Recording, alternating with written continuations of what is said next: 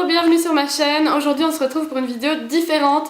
Donc je n'ai pas l'habitude de filmer ce genre de vidéo, mais j'avais vraiment envie de vous partager quelque chose que j'ai vécu la semaine dernière. Je me dis que ça peut en aider certaines, parce que quand j'étais dans le cas avant de commencer ça, j'avais vraiment envie d'avoir des conseils, j'ai cherché. C'était pas une vidéo complète comme j'aurais voulu, donc je la fais pour les curieuses et celles que ça pourrait aider aussi. Encore une fois, je filme dans un lieu différent. Oui, là je suis chez mon père, donc j'ai effectivement mes 3 éclairages. Je l'ai pas mis trop fort parce que je suis très blanche, sinon je disparais. Évidemment, j'aime bien avoir à chaque fois vos avis. Qu'est-ce que vous préférez? Est-ce que c'est le fond de la semaine dernière ou celui-ci? Alors, où est-ce que j'ai trouvé mon babysit? Sur l'appli Bisit. Je vais vous la montrer. Bon, j'ai cherché mon téléphone, je le trouve plus, je vais attendre qu'on m'appelle pour pouvoir le retrouver, mais j'ai foutu le bazar en fait pour que ce soit rangé derrière moi, parce que c'est pas toujours très rangé dans ma chambre. Si le blabla sur l'appli ne vous intéresse pas, je vous dirai à quelle minute vous pouvez avancer, parce que si vous n'avez pas envie de cette appli, si elle va pas chez vous, ça vous intéressera pas. Et ensuite, je parlerai du babysitting en lui-même. C'est une appli qui permet tout simplement de connecter les familles au babysitter, donc vous pouvez vous y inscrire à n'importe quel âge. Vous notez votre adresse, moi je mets environ où je suis mais pas vraiment ma vraie adresse. Ils proposent aux gens qui sont près de chez eux, vous mettez si vous avez une voiture, enfin c'est vraiment tout bête quoi. Il y a d'autres sites internet que j'utilisais avant, si vous voulez je vous mettrai les liens dans la barre d'infos parce que j'en ai beaucoup qui ont marché pour moi. En fait, si vous ne le savez pas, j'ai eu un babysitting permanent pendant 1 an chez des gens. Chaque jour, j'allais chercher les enfants à l'école, je m'en occupais pendant 3-4 heures. Donc oui, j'ai assez d'expérience pour les enfants. Par contre, je n'avais pas d'expérience pour les bébés si jeunes en fait. C'est un bébé de 13 mois, donc c'est vachement jeune, j'ai jamais eu si petit. Je crois que j'en avais une qui avait 2 ans, c'était le minimum, mais elle avait une sœur. Donc c'était un peu plus facile parce que la sœur parlait et c'est compliqué avec un bébé qui parle pas. Vous pouvez recevoir des demandes, vous avez un score, donc c'est bien de répondre assez rapidement, de décliner directement. Vous mettez votre horaire si vous voulez bien garder les enfants juste le soir, aussi la journée, les garder chez vous, etc. J'ai pas accepté énormément de babysitting là-dessus parce que y a beaucoup de parents qui ont des tarifs vachement bas. J'ai une bonne expérience et donc je demande minimum 8 €, il y en a qui trouvent ça énorme, d'autres très peu. Puis ça dépend aussi du nombre d'enfants, l'âge, etc. Mais il y a des parents qui demandent pour 6-7 €, voire 5, et ça je trouve vachement bas quoi. Ça dépend vachement du nombre d'heures, parce que si vous restez 3 heures, faut être payé minimum 8 € je trouve, parce que vous avez le déplacement, vous avez votre soirée qui est un peu bousillée, ça vous perdez juste 3 heures. Si c'est pour toute une semaine, je trouve que ça va d'être payé 6 €. Donc c'est ce que j'ai eu cette semaine-là en fait. Les parents, quand ils vous font une demande, ils indiquent toutes leurs conditions. Et vous acceptez, mais ils mettent pas tout. Des fois ils mettent pas le tarif, des fois ils mettent si vous avez besoin d'une voiture, à combien de kilomètres ils sont. Vous avez pas directement leur adresse mais vraiment leur commune et à combien de kilomètres c'est. Une description, j'aime bien quand les parents mettent une grosse description. Je n'avais jamais accepté de babysit sur cette appli avant cette famille-là parce que celle-ci avait fait une grande description et ça je trouvais ça vraiment bien. Vous avez des sortes de points et ce sont les cities et en gros c'est plus vous avez de babysit, plus vous avez d'étoiles récoltées par les parents, plus des parents vous ont ajouté leur cercle de famille, plus vous aurez de cities et alors ça vous fait des points que vous pouvez dépenser sur des magasins en ligne, que vous pouvez avoir des pulls de leur site, etc. Parlons maintenant du babysit. Donc j'ai été engagée pour une semaine, toute la journée, donc c'était de environ 11 h à 18 h 30, sauf qu'il y avait des jours où il était mis que c'était pour plus tôt, je devais venir à 9 h 30, ce qui a changé au final. Voilà pourquoi le montant que j'ai été payée a diminué, c'est parce qu'ils ont changé les horaires. Alors je m'étais quand même libérée pour toute la semaine, mais bon. Alors pourquoi j'ai accepté un babysit pendant une semaine alors que je n'ai que 2 semaines de vacances? J'avais envie de changer d'études en fait, j'étais en pleine remise en question parce que les débouchés ne m'intéressaient pas forcément. Finalement j'ai trouvé, je pense que je vais continuer parce que j'ai un peu mieux regardé les débouchés, je me dis que ça peut quand même être intéressant, puis même d'avoir fait le droit ça ouvre plein de portes en fait. Et comme je suis déjà bien lancée là-dedans, autant continuer. Mais voilà, donc j'étais en pleine remise en question, j'avais envie de faire un site parce que ça a toujours été un rêve pour moi. Mais au final, voilà, je l'ai pas fait parce que j'ai posé des questions un peu à des gens qui le faisaient. Et ça m'a montré que ça n'était pas fait pour moi. Pendant cette semaine-là, j'avais envie, donc je me dis, allez, quoi de mieux que de faire ce babysit, on me propose justement ça maintenant, quelle coïncidence. Donc je me suis dit, allez, un enfant de 1 an, comme ça ce sera...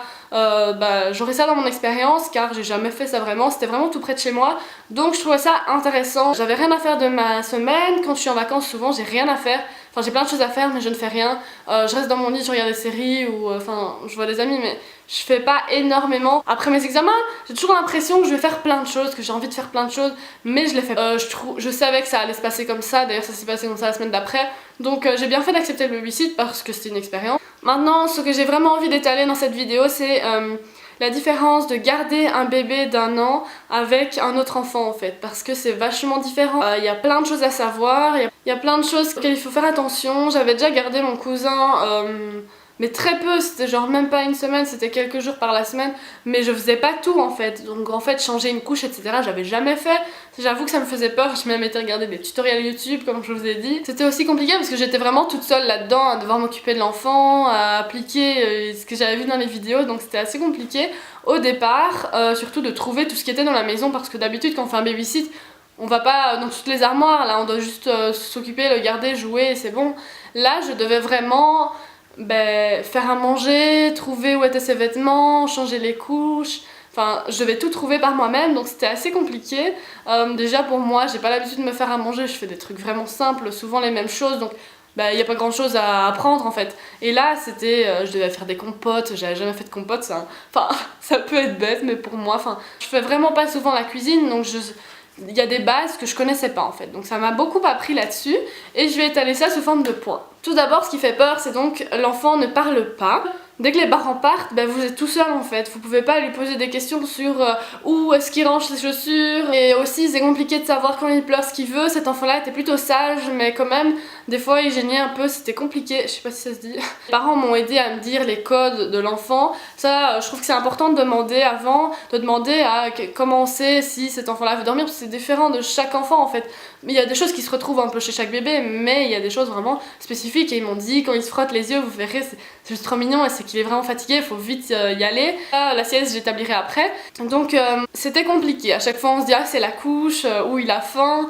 C'était un enfant un peu gourmand. Enfin, chaque fois qu'on passait près de la cuisine, il avait envie de manger un truc. J'ai pas souvent porté des bébés dans ma vie.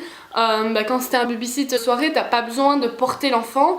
Là, c'était plus compliqué parce que moi, ça m'a toujours stressée. Je me suis dit, il va tomber en arrière, sa tête, il va la renverser. Ça fait un peu peur au début, mais au final, ça se fait tout seul. Et je me mettais, limite, je cuisinais en même temps. Ce qui me faisait peur aussi, c'est vraiment, enfin, j'avais beaucoup de crainte en fait. C'était de calmer les pleurs. Savoir calmer les pleurs quand tu ne sais pas ce qu'il veut. Qu'est-ce que tu fais s'il y a les parents à côté, ça me gêne encore plus. Si je suis toute seule, je me dis, c'est bon, calme-toi, essaye de voir ce qui lui manque.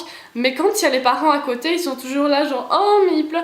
Et quand t'as les parents à côté, ce qui est pire aussi, c'est que l'enfant veut toujours aller chez ses parents, il les préfère évidemment. Et donc t'as l'impression que les parents vont penser que tu t'en occupes mal et qu'ils t'aiment pas, alors que non, de calmer les pleurs. Moi ce que je faisais, c'est que j'essayais de voir ce qu'il aimait en fait, ce qui le distrayait. À un moment, s'il pleure un peu, je vois ce qu'il aime, et alors je le soulevais, et il aimait bien d'être en haut, etc. Ou bien j'ouvrais la fenêtre parce que je sais qu'il est passionné à regarder par dehors, qu'il aime bien tirer les poignées de la fenêtre et de la repousser. Donc faut vraiment trouver ce qu'il aime, ce qui le distrait, ce qui le fait changer d'avis. Ou bien il aimait bien que je fasse les bruits du chien, alors je faisais ça et ça le distrayait, il rigolait, et il pleurait en rigolant, et puis c'était fini, il pleurait plus. Donc faut vraiment voir ce qui le fait rire, ce qui le fait changer les idées. Ça j'avais assez facilement trouvé en fait. Vous le voyez en jouant, ce qu'il aime bien, vous lui rapportez son doudou, enfin vous lui donnez à boire, vous lui donnez une petite galette de riz, vous lui donnez quelque chose qu'il aime en fait, et alors ça le calmera. Je lui dis pas de le gaver dès qu'il se met à pleurer, mais faut vraiment trouver, et sur le moment, en fonction de l'heure qu'il est, vous pouvez lui donner un petit truc à manger. Et le pire, c'est quand il pleurait parce qu'il était trop impatient de manger et que j'étais à peine en train de cuisiner. Je pensais qu'on donnait tout simplement des panades. Alors moi je dis panades, mais ma mère me dit que des panades c'est pas ça. Donc pour moi les panades c'est les sortes de... mais les pots ronds comme ça. Je sais qu'on donnait ça tout bêtement, qu'on donnait un biberon, qu'on donnait, parce que j'ai vraiment aucune notion. Je savais vraiment pas à quel âge on boit encore du lait dans un biberon, ou chez sa mère, à quel âge on mange les panades, à quel âge on mange des morceaux de viande.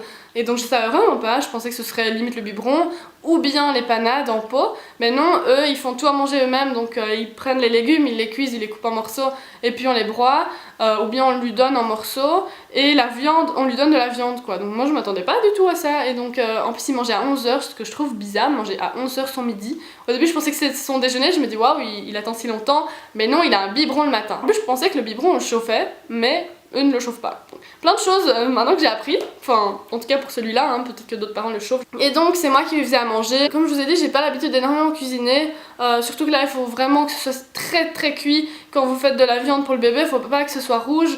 Donc ouais là je laissais vraiment, je coupais après en morceaux pour vraiment voir qu'il y avait plus de rouge sur la viande. Les légumes je les broyais, mais j'ai jamais fait ça en fait. C'est vraiment, je suis dans ma zone de confort. Moi, j'ai pas l'habitude de faire des trucs compliqués. Enfin, je fais des trucs qui sont déjà à moitié préparés, quoi. Tu prends l'habitude, c'est vraiment simple. Mais le pire, c'est que il pleure parce qu'il voit que tu lui fais à manger. Des fois, tu le mets déjà dans sa chaise haute et puis il voit que tu fais à manger, il pleure et il veut manger. Donc des fois, je le prenais avec moi quand je faisais juste une banane, hein, pas quand je cuisais avec la casserole. Mais je le prenais dans mes bras et je coupais les morceaux, je lui donnais déjà un petit peu, quoi. Petite anecdote, justement, quand je lui coupais les bananes une fois, je les coupe en morceaux parce que c'était son 4 heures. Et je lui coupe en morceaux, je lui donne, et puis je le mets sur sa chaise haute parce que j'ai terminé, donc on va manger. Réellement, quoi, c'était pas juste grignoter pendant que je cuisine, et là je vais lui donner, et il les veut plus. Et il me montre l'endroit où je lui donnais pendant que je cuisinais, et il voulait ce qu'il y avait là, et il savait pas que... Enfin, c'était de la banane, quoi, c'était la même qu'il avait devant lui, et la même que je lui donnais pendant que je les coupais. Et donc c'est marrant, il les voulait plus, donc j'ai même carrément dû le reprendre dans mes bras, revenir là où je les coupais et lui donner là parce que il les voulait pas. Il voulait ce truc là, mais c'était le même en fait.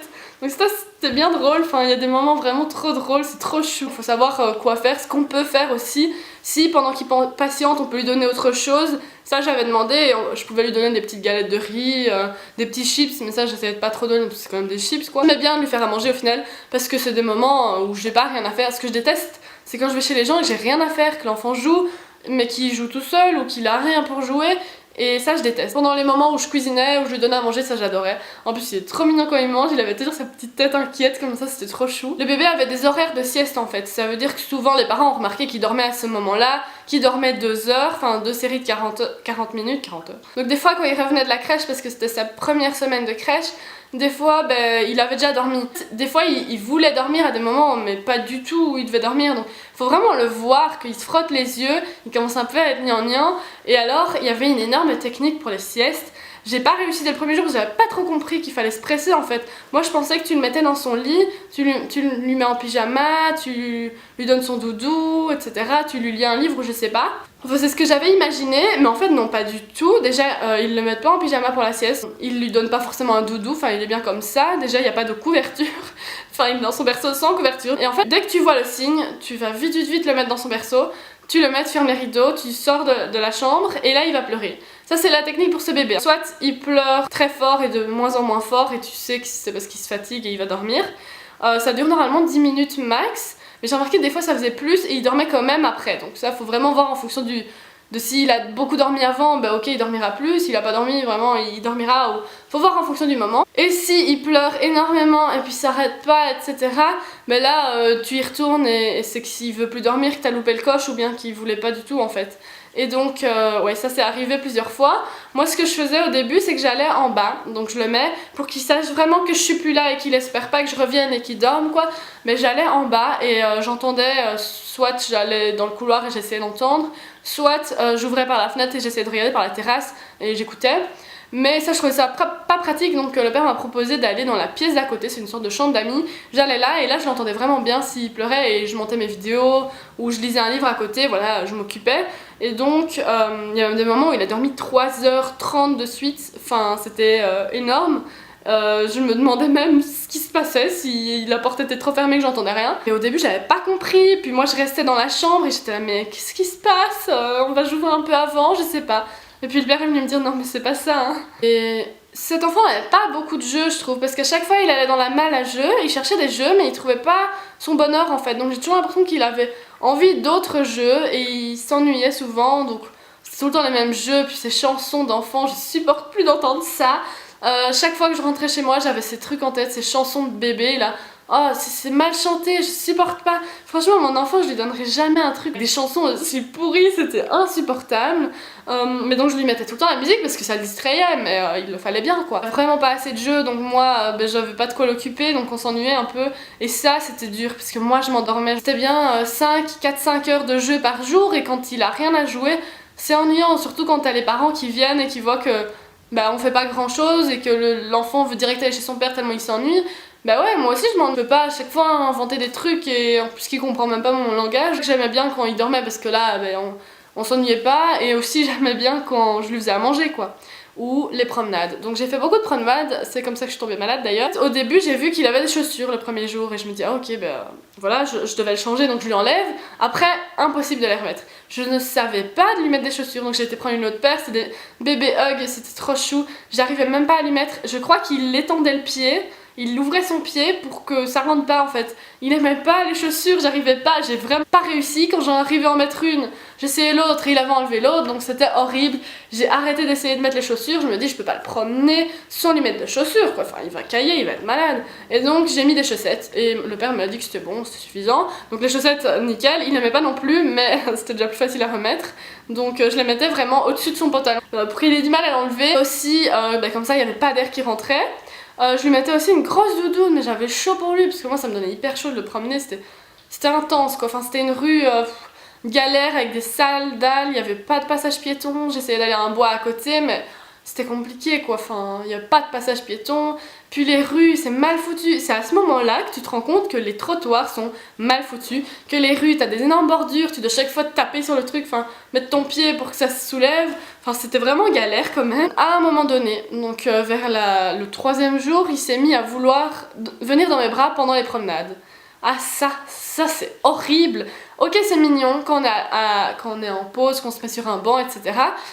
Mais en fait non, parce qu'après quand tu veux remarcher, il veut plus aller dedans en fait. Donc il essaie de glisser par le dessous de la poussette même s'il est attaché pour partir. Parce que de pousser une poussette et de le porter en même temps toute seule, c'est pas gai. Non c'est pas gai. C'était parce que c'était une grosse poussette, c'est une sorte de landau, je sais pas trop comment on appelle ça. Après c'était chouette quand j'étais dans le parc, les gens me regardaient genre comme si j'étais une jeune maman. Les papis qui me souriaient, les gens qui venaient voir le bébé. En plus il adorait les chiens donc c'était trop mignon qu'il y avait un chien, il était hyper content.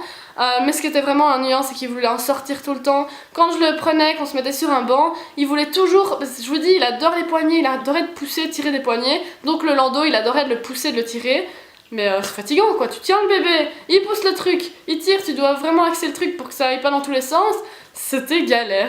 Alors je me dis on va aller dans l'herbe, ça va être sympa. Ben, chaque fois il veut retourner dans la poussette quand il faut pas, il veut en ressortir. J'aimais bien parce que au moins on passait du temps, ça passait vite, on était dehors, il voyait autre chose quoi, il aimait beaucoup. Mais toute seule d'élever un enfant tout court c'est compliqué. Je le remarque hein, mais quand tu vois que c'est toute ta journée, tu peux rien faire sans qu'il soit autour de toi, parce que même quand il me disait le facteur va passer, il faut aller chercher le colis, je devais aller avec lui quoi, je me dis je vais pas le laisser jouer là, je vais chercher le colis et après quoi, je reviens et il a fait une bêtise, donc non je pouvais pas, à chaque fois tu dois prendre le bébé avec. Alors un dernier point important, ce sont les couches. J'ai essayé de garder ce sujet pour la fin. Donc comme je vous ai dit, j'ai regardé des tutoriels pour voir ce qu'il fallait surtout pas faire quand on change un bébé. Donc, soit t'as la technique de j'enlève la couche, je la replie, je la laisse sous lui au cas où il est toujours occupé, ça peut sortir, comme ça c'est pas sur la table à langer que ça coule, enfin que ça coule, voilà.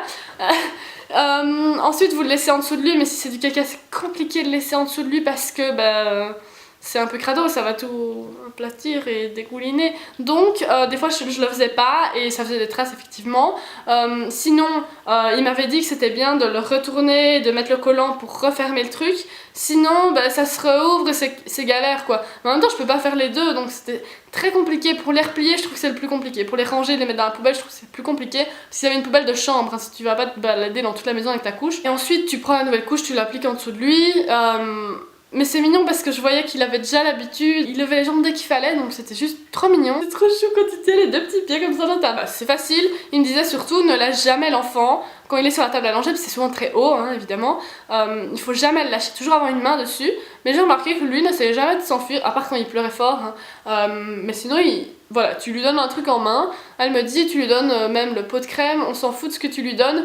Enfin, quand même, tant qu'il s'occupe et qu'il veut pas aller ailleurs, tu lui donnes un truc pour s'occuper et c'est bon. Pour vous dire, franchement, de changer des couches, c'est pas compliqué du tout. C'est juste un peu crado quand il a fait caca. Donc, ce que j'en ai retenu de cette expérience, c'est s'occuper d'un enfant chaque jour, toute seule.